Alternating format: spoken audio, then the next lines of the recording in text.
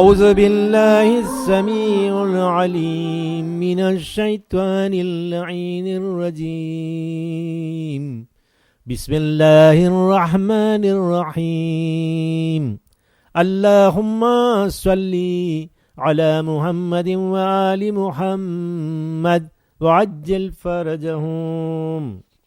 અમારા ખોજા TV radio અને એરવેસના માનવંતા શ્રોતાજનો કે જે આ મસાઇલના કાર્યક્રમમાં પધાર્યા છો, તમને મુલ્લા નિસાર અસ્સલામુ અલૈકુમ વરહમતુલ્લાહી વબરકાતુહુ કહીને આવકાર આપે છે.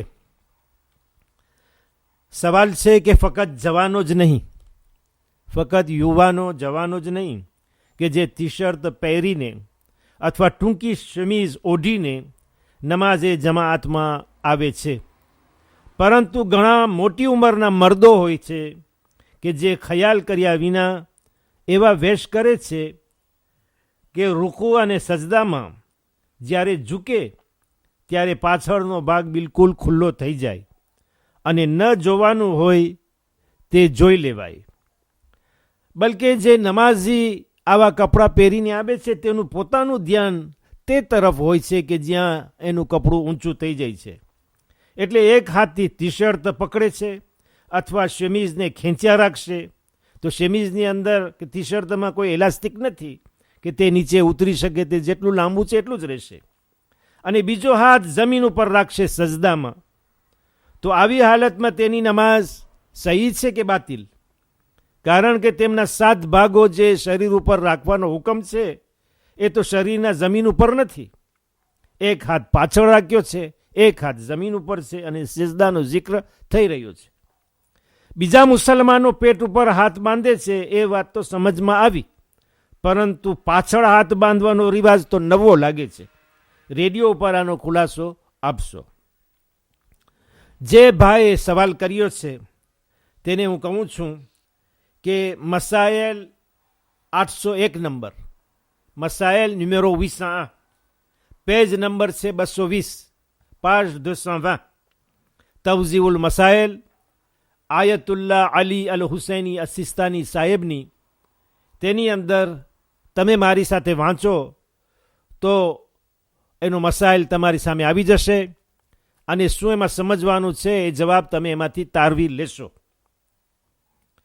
અગર ઇન્સાને એવો લિબાસ પહેર્યો હોય, અગર કોઈ માણસ એવા કપડાં, એવો લિબાસ, એવું પહેરણ પહેર્યું હોય કે કયામની હાલતમાં, એટલે જ્યારે ઊભો હોય, સૂરા પડી રહ્યો હોય, તે હાલતમાં તેનું શરીર ઢંકાયેલું રહે, કાંઈ ખબર ન પડે, આખું શરીર પૂરું ઢાંકેલું છે.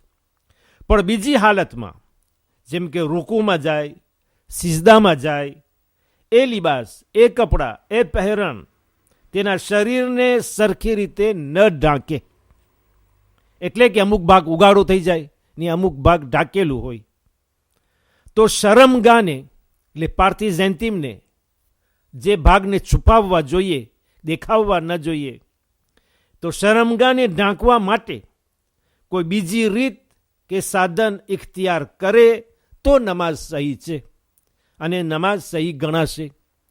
અગર એક ભાગ ખુલ્લો રહી ગયો કે જે ખરી રીતે ઢાંકવો જોઈએ, નમાઝની અંદર ખુલ્લો ન રહેવો જોઈએ અને તેની તરફ નજર પણ ન જ આવી જોઈએ, તો એ ભાગ અગર ખુલ્લો રહે તો નમાઝ સહી થવામાં મુશ્કેલ છે. કારણ કે આગા કહે છે કે એ શરમગાને ઢાંકવા માટે છુપી જગાને તો કોઈ બીજી રીત કે સાધન ઇખ્તિયાર કરે તો નમાઝ સહી ગણાશે.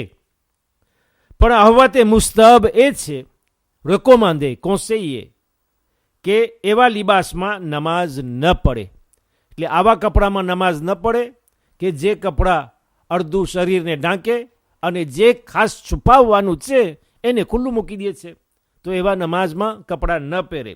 એમ તો તમે 237 પાજમાં 237 નંબરના પેજમાં અગર નમાઝ પડનારના લિબાસમાં મકરૂ બાબતો જુઓ કે એમાં પણ આગળ લખે છે કે તંગ કસકસતા વસ્ત્રો, સાંકડા વસ્ત્રો, તંગ વસ્ત્રો એ પહેરવા મકરૂહ છે.